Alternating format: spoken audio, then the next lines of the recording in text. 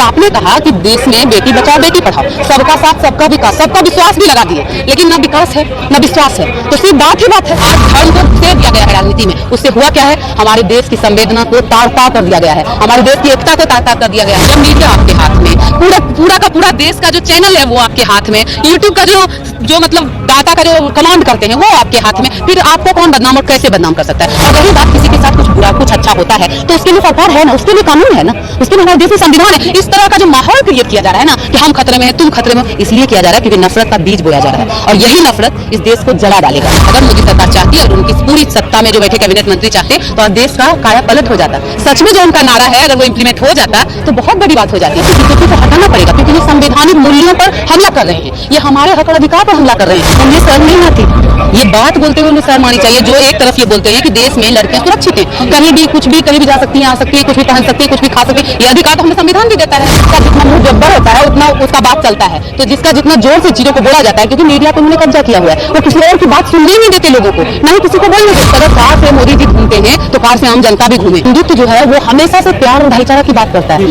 उसी हिंदुत्व को इन्होंने पूरी तरह से पलट दिया है, पूरी तरह से पलट दिया है। और कभी भी नफरत की बात नहीं करता, धर्म हिंसा की बात नहीं करता, लेकिन इनको देखिए ये हिंदू धर्म के नाम पर कटार उठा लेते हैं, हिंदू धर्म के नाम पर तलवार उठा लेते हैं और उठाते हैं, खुद नहीं उठाते हैं, खुद का बच्चा नहीं उठाता है, आम जनता उठाती है, आम स्टूडेंट उठाते हैं, क्योंकि ये जानते हैं कि वो मर भी जाएगा तो कुछ नहीं है। इनका बेटा तो बीसीसीआई में बन के बैठा हुआ है, सब सारे अच्छे पोस्ट को लेकर बैठा हुआ है, लेकिन आम जनता मरती है तो मरे, इनका क्या। देखिए भाजपा धर्म पे ही खेलती है क्योंकि उसके पास कोई एजेंडा नहीं रहा है, कभी भी नहीं रहा है, तो हमेशा से धर्म पर ही खेलती है। अगर वो ये नहीं बोलेंगे कि हिंदू धर्म खतरे में है, अगर वो ये नहीं बोलेंगे कि मुसलमान जो पूरे देश पर कब्जा कर लेगा, अगर वो ये नहीं बोलेंगे कि हिंदुत्व की बात करो, उसको बचाओ, अगर ये नहीं करोगे तो देश बर्बाद हो जाएगा। और क्योंकि हमारे देश की जनता बहुत संवेदनशील है, इसीलिए वो संवेदना में आती है, धर्म के नाम पर उनकी संवेदनाओं से खिलवाड़ किया जा रहा है। तो आपने कहा कि देश में बेटी बचाओ बेटी पढ़ाओ, सबका साथ सबका विकास, सबका विश्वास भी लगा दिए, लेकिन न विकास है न विश्वास है। तो सिर्फ बात ही बात है, तो इस बात ही बात पर सवाल करने की जरूरत तो है और यही हम लोग कर रहे हैं। अगर हम लोग बात करते हैं, अगर हम लोग सवाल करते हैं तो आज एक नया फंडा चला है कि ये लोग देश के खिलाफ हैं, ये लोग देशद्रोही हैं। सवाल ये उठता है कि देशद्रोही आप किसको बोलिएगा। अभी चीफ जस्टिस ने कहा है, कोर्ट चीफ जस्टिस ने, कि देश के खिलाफ बोलना, सरकार के खिलाफ बोलना, देश के खिलाफ बोलना नहीं होता है। तो ये जो कहा जा रहा है ये संविधान के खिलाफ है और इसीलिए हम लोगों ने ये नारा दिया कि बीजेपी को हटाना पड़ेगा क्योंकि ये संवैधानिक मूल्यों पर हमला कर रहे हैं, ये हमारे हक और अधिकार पर हमला कर रहे हैं। यही बाबा साहब का सपना है कि हम अपनी समानता के साथ, अपने अधिकारों के साथ जिंदगी जी सके और इसी पर हमला है। महिलाओं के लिए इतने काम किए मोदी जी, कहते हैं कि आज के समय में एक महिला जो है रात को भी गहने लाद के भी चल सकती है। पहले भी चलते थे, अभी द्वारका में चले जाइए, परसों की घटना है, परसों ही चेन छीन के भाग गए, कहाँ का सुरक्षा। लेकिन भाजपा के नेता विजय बघेल ने जो कहा है कि जिस तरीके के कपड़े पहनते तो लड़कियां ऐसी लगती, मेरा मन कर रहा था गाड़ी से उतर के तो थप्पड़ मारूं। उन्हें शर्म नहीं आती, ये बात बोलते हुए उन्हें शर्म आनी चाहिए। जो एक तरफ ये बोलते हैं कि देश में लड़कियां सुरक्षित हैं, कहीं भी कुछ भी कहीं भी जा सकती हैं, आ सकती हैं, कुछ भी पहन सकती हैं, कुछ भी खा सकती हैं, ये अधिकार तो हमें संविधान भी देता है कि हम कुछ भी कर सकते हैं, हम कहीं जा सकते हैं, कुछ पढ़ाई कर सकते हैं, जो मर्जी खा सकते हैं, जो मर्जी पहन सकते हैं। इसकी सरकार भी कई जगहों पर सहमति दिखाती है और उनके नेता ये बात बोल रहे हैं तो सरकार को उल्टे उस नेता से सवाल पूछना चाहिए कि तुम्हारी हिम्मत कैसे हुई संवैधानिक मूल्यों के खिलाफ बात करने की, तुम्हारी हिम्मत कैसे हुई देश की महिलाओं का अपमान करने का। ये तो सीधे सीधे अपमान है ना कि आप ऐसे बात कर रहे हैं, ये सीधे सीधे अपमान है और ये पहली बार नहीं है। उनके नेताओं ने अलग अलग टाइम में अलग अलग जगहों से अलग अलग वक्तव्य दे चुके हैं महिला के खिलाफ और बात करते हैं महिलाओं की सुरक्षा की, बात करते हैं बेटी बचाओ की। मोदी जी भी तो यही कहते हैं ना कि सबसे ज्यादा जो महिला सम्मान की बात होती है वो केवल भाजपा में होती है, बोली में होती है, बोली में होती है। तो यही बात है ना, जिसका जितना मुंह जब्बर होता है उतना उसका बात चलता है, तो जिसका जितना जोर से चीजों को बोला जाता है, क्योंकि मीडिया को उन्होंने कब्जा किया हुआ है, वो किसी और की बात सुनने नहीं देते लोगों को, ना ही किसी को बोलने देते। तो क्योंकि हमारी बात मीडिया नहीं दिखाएगी, हम अगर जाके मीडिया पर बोल भी देंगे, अगर जो मीडिया चैनल है उसको मैं बोल भी दूंगी तो उसे वो काट के दिखाते हैं। तो दिक्कत क्या है, वो वहां पे बिकी हुई है पूरी तरह से, उसमें उनकी गलती नहीं है। ये पूरा जो ढांचा है ना, ये जो पूंजीवाद का ढांचा है, ये ऐसे ही काम करता है। इसीलिए हमारी जो लड़ाई है वो पूंजीवाद के खिलाफ भी है, क्योंकि हम ये समझते हैं कि अगर कार से मोदी जी घूमते हैं तो कार से आम जनता भी घूमे, कार से हम और आप भी घूमे, हमारा ये डिमांड होता है। सपना जो उन्होंने रखा था कि भाई हवाई चप्पल वाला भी हवाई जहाज में होगा, आपको लगता है कि वो पूरा हो पाएगा? हमको नहीं लगता है इनके राज में पूरा हो पाएगा। इसलिए भी नहीं हो पाएगा क्योंकि ये सिर्फ बोलने के लिए बोलते हैं। अगर ऐसा ही होता तो आज अडानी का जो संपत्ति है 3 गुना 4 गुना 10 गुना 20 गुना नहीं हो जाता। अगर उनको सच में जनता के लिए कुछ करना होता तो देश के आम जनता के लिए वो पॉलिसी बनाते। आज क्या हो रहा है, रेलवे में देख लीजिए, पेंशन हटा दे रहे हैं। आज हर जगह देख लीजिए 4 साल का नौकरी दे रहे। क्यों भाई? देश में इतना कैपिटल नहीं है हमारे पास, क्या इतना पैसा नहीं है सरकार के पास कि हमारे बेरोजगार युवाओं को कम से कम 60 साल के लिए रोजगार दे सके? इतना तो है। हमारे देश में संसाधन की कमी नहीं है, मैं बार बार ये बात बोलती हूँ। देश में संसाधन की कमी नहीं है, देश में सोच की कमी है, देश में नीति की कमी है। जो करना ही नहीं चाहते वो नीयत ही नहीं है इनकी। हिंदुत्व के आगे जितने भी आपने मुद्दे उठाए ये सब दबते नजर आते हैं, क्योंकि कोई भी बड़ा प्रोग्राम होता है तो लोग तलवार लेके दूसरे समुदायों के वहाँ चले जाते हैं। तो वो सब हिंदुत्व के आगे कोई पार्टी है जो लड़ सकती है भाजपा से? समझ हिंदुत्व क्या है? हाँ। मैं समझती हूँ कि हिंदुत्व जो है वो हमेशा से प्यार और भाईचारा की बात करता है। उसी हिंदुत्व को इन्होंने पूरी तरह से पलट दिया है, पूरी तरह से पलट दिया है। ये हिंदुत्व क्या है उस बात पे आज बात करने की जरूरत है।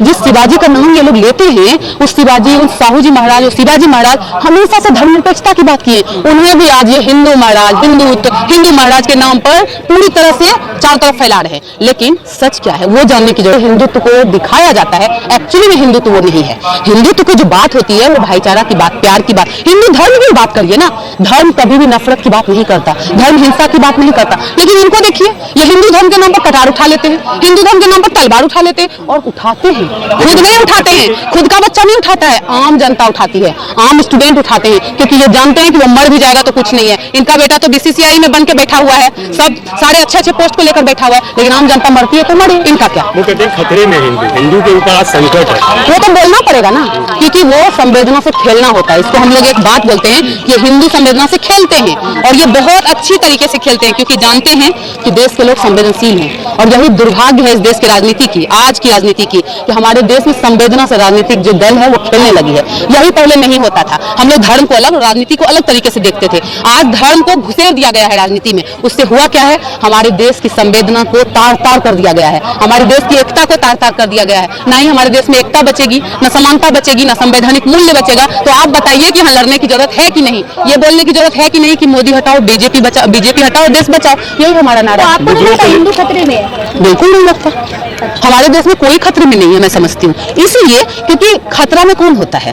खतरा में वो होता है जिसको देश के संविधान पर, देश के मूल्यों पर, देश के कानून पर, देश के लोगों पर, देश की सरकार पर भरोसा नहीं होता है। पर हमें तो सब पर भरोसा है, तो हम क्यों बोले कि देश में कोई भी खतरे में है? और रही बात किसी के साथ कुछ बुरा कुछ अच्छा होता है तो उसके लिए सरकार है ना, उसके लिए कानून है ना, उसके लिए हमारे देश में संविधान है। इस तरह का जो माहौल क्रिएट किया जा रहा है ना कि हम खतरे में हैं, तुम खतरे में, इसलिए किया जा रहा है क्योंकि नफरत का बीज बोया जा रहा है, और यही नफरत इस देश को जला डालेगा, और इसीलिए हम लोग खड़े हो रहे हैं। अभी आपने पूंजी बात कही थी, तो मोदी जी के ना तो आगे कोई है ना पीछे कोई है, तो कहाँ ले जाएंगे जो बात आप कर रही थी? आप भी जानती हैं कहाँ जा रहा है, सब जानता है, पूरा देश जानता है कहाँ जा रहा है। मोदी जी कुछ नहीं करते हैं लेकिन आरबीआई से पैसा निकल रहा है, वो कुछ नहीं करते लेकिन एलआईसी से प्रोविडेंट फंड निकल रहा है, एलआईसी से पैसे निकल रहे हैं। ये निकल के कहाँ जा रहा है? उनका जो दोस्त है अडानी है, अंबानी है, उनके गोद में जा रहा है। ऐसा क्यों कर रहे हैं? ऐसा क्यों कर रहे हैं ये तो आप लोगों को सवाल मोदी जी से करना चाहिए जाके। पहली बात, हम एज्यूम कर सकते हैं, हम ये कर सकते हैं कि उनकी मंशा ही नहीं है काम करने की। हम ये जानते हैं कि उनकी मंशा, हम अपनी तरफ से ये बोलते हैं कि मोदी सरकार की मंशा,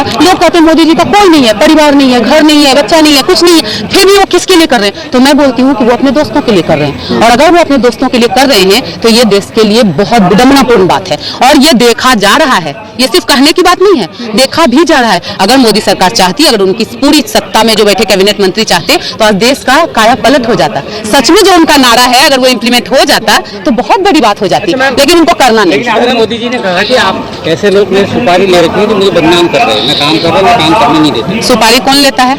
क्रिमिनल लोग। आप अगर ये वर्ड बोलिएगा तो सुपारी कौन लेता है? आप सुपारी लेने की बात करते हैं, जब सरकार में जो सबसे पावरफुल देश का लोग है उसका कोई अगर सुपारी ले सकता है तो जो हमारे आपके जैसे लोग हैं उसका क्या होगा? अब आप सोच के देखिए, अगर सरकार ये बात बोल रही है कि हमारा कोई सुपारी ले रहा है टाइप, इस तरह का वर्ड यूज कर रही है, तो मैं ये समझती हूँ बदनाम कौन करता है और किसको करता है? जब मीडिया आपके हाथ में, पूरा देश का जो चैनल है वो आपके हाथ में, यूट्यूब का जो मतलब डाटा का जो कमांड करते हैं वो आपके हाथ में, फिर आपको कौन बदनाम और कैसे बदनाम कर सकता है? अब तो वो ये कहना चाहते हैं कि जो चंद पब्लिक है वो लोग उनको बदनाम कर रहे हैं, वो ये बात बोलना चाहते हैं। अगर ये बात है तो सरकार से हमें ये पूछनी चाहिए कि आप अगर डरिएगा तो देश का क्या होगा? ये समझने की बात। वो सबसे मेन है, और कहा जा रहा है राम मंदिर और ये हिंदू राष्ट्र सबसे ज्यादा इसमें मेन रोल निभाने वाला है, और इसके नाम पे भाजपा खेल जाएगी। क्या लगता है? देखिए, भाजपा धर्म पे ही खेलती है, क्योंकि उसके पास कोई एजेंडा नहीं रहा है, कभी भी नहीं रहा है, तो हमेशा से धर्म पर ही खेलती है। और अगर एजेंडा होता ना तो रसोई गैस का दाम डबल से भी ज्यादा नहीं हो जाता, है ना। वही तो मैं बोल रही हूँ कि जनता की संवेदना से खेला जा रहा है, और क्योंकि हमारे देश की जनता बहुत संवेदनशील है, इसीलिए वो उस संवेदना में आती है। धर्म के नाम पर उनकी संवेदनाओं से खिलवाड़ किया जा रहा है, और आराम से उसकी संवेदना को अपने साथ लेकर धर्म के नाम पर वोट को बटोरा जा रहा है। क्या लग रहा है 2024 में जो बाबा रामदेव का सवाल है कि मोदी नहीं तो कौन? मोदी नहीं तो जनता। अच्छा, जनता तो है ना, क्योंकि जनता सर्वोपरि है ना, और जनता मोदी जी को ही चुन रही है। 31% ही चुनी थी। अच्छा। क्योंकि हमारे देश की जो चुनाव पद्धति है ना, उस पर भी बात करने की जरूरत है ना। सारे जनता पीएम नहीं बनेंगे, लेकिन 31% पे हमारा पीएम चुना जा रहा है, 70% पे नहीं चुना जा रहा है। पूरी बात सुनिए।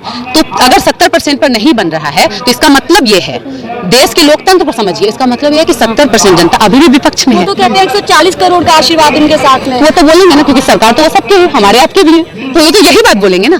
अगर हमारे देश की चुनाव पद्धति से वो चुनकर आते हैं तो वो जनता की सरकार हुए, वो हमारी आपकी सबकी सरकार हुए। लेकिन अगर उनकी पॉलिसी गलत होगी तो वही 140 करोड़ जनता पूछेंगे ना उठ के, वही तो हम लोग कर रहे हैं। तो फिर दुश्मन कैसे हुए, हम उनको बदनाम कैसे किए? हम तो उनकी ही पॉलिसी पर, उनकी ही नीतियों पर सवाल कर रहे हैं, तो फिर बदनाम कैसे किए? आप बताओ। जो सवाल आप लोग सबको पूछना चाहिए वो सवाल जनता कर रही है आज, तो बदनामी की तो कोई बात नहीं है। जो भाजपा के साथ नहीं है वो असली हिंदू नहीं है, वो असली राष्ट्रभक्त नहीं है। ये एक्चुअली उनकी राजनीति है ना।